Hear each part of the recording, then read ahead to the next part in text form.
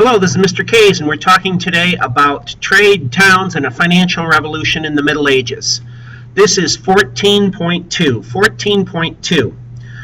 As Europe began to develop a little bit more stability, we're going to see a growing food supply that takes care of the time of hunger. Now, how does that happen?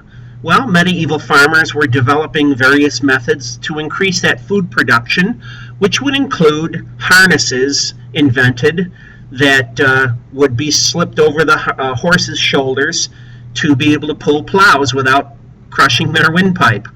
The use of horses would replace oxen in the fields, and you could plow more fields quickly. Not quickie, but quickly.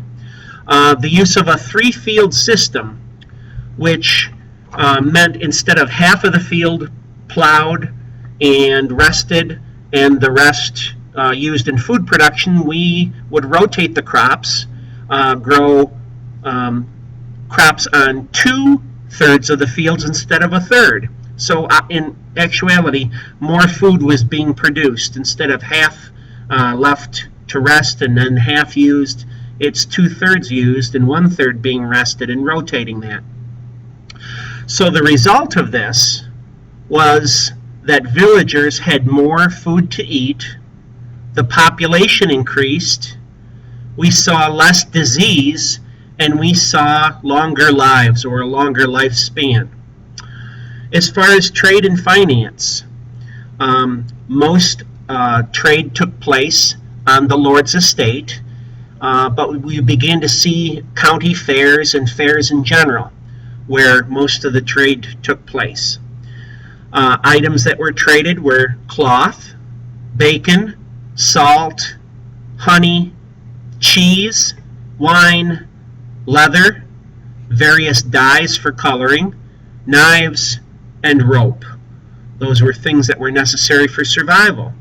You began to see guilds develop. Now, a guild was an association of people in the same occupation, whether they're blacksmiths or leather workers or brewers of beer or vintners of wine or candle makers.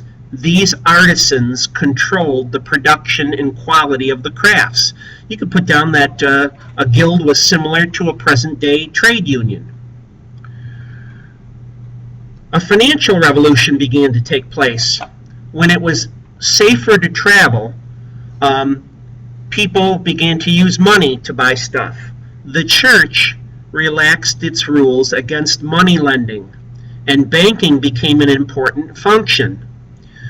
The church forbade the practice of lending money for a profit. That was called usury. So usury is the practice of lending money for a profit. Now, up until the Crusades, you were forbidden as a good Christian to lend money at a profit. You weren't supposed to make money off of the misery of others. Now, since the Jews were not Christians, they didn't obey the Pope, and it was the Jews up until this time that were money lenders for profit. But after the Crusades, the church kind of eased up their laws on usury, and you could make money off of lending money. Urban splendor reborn. Urban has to do with towns. Now, despite growth in trade, medieval towns are going to flourish, but there are unsanitary conditions. With people living close together, their houses close together, sanitation was a problem. You'd see overcrowding in the towns, poor layouts of the towns, so you don't have straight streets, unsanitary conditions, disease, and then fire hazards.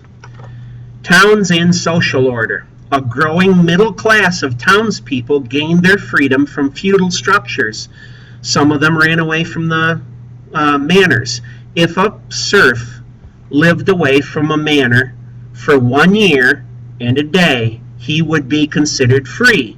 So if he ran away and he was gone for 1 year and 1 day, he would be free. So there was an old saying, town air made you free. Where would they live? They would live in these towns, and they would start to work in trades. They were called burghers or town dwellers, and they began to demand some privileges. And some of the privileges that they were asking for is not to pay a toll to live on the land and the right to rule themselves. Well, these towns that began on a lord's property, these people became so large in number that the Lord had to give rights. A revival in learning. At this time, you began to see people that didn't have to worry about getting killed by marauders, and they had solved the problem of feeding themselves. They began to take notice of reading and writing. So with scholars and writers, universities developed. Scholars began writing in a common language. And with these universities developing, each university had their own specialty, be it in Paris or Cologne or in Bologna, Italy. This was a time when serious scholars and a few poets began to use a language that was everyday instead of Latin. It was called vernacular. Just put down, it was the everyday language of their home area. Instead of Latin, they're writing in Italian or English or French. We have famous writers like Dante Alighieri. He wrote the Divine Comedy in Italian, not Latin, and it was more expressive. We also have an English writer named Geoffrey Chaucer who wrote a collection of stories called the Canterbury Tales in English instead of Latin.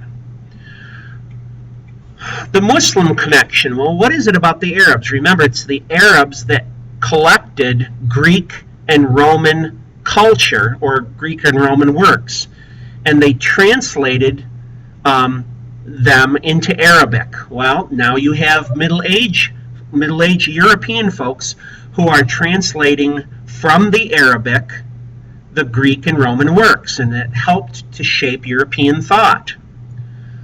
All right. A gentleman by the name of Thomas Aquinas had ideas about religion and human nature that are going to strongly influence Western Europe.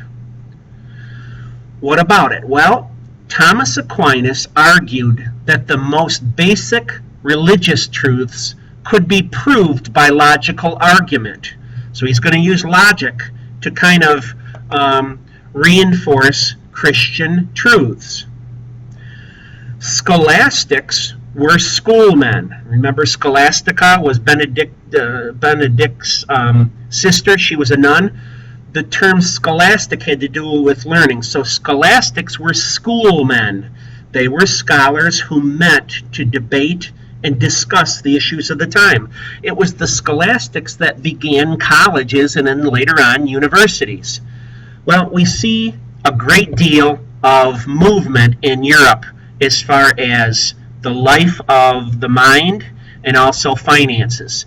This is Mr. K's with 14.2. I'm out.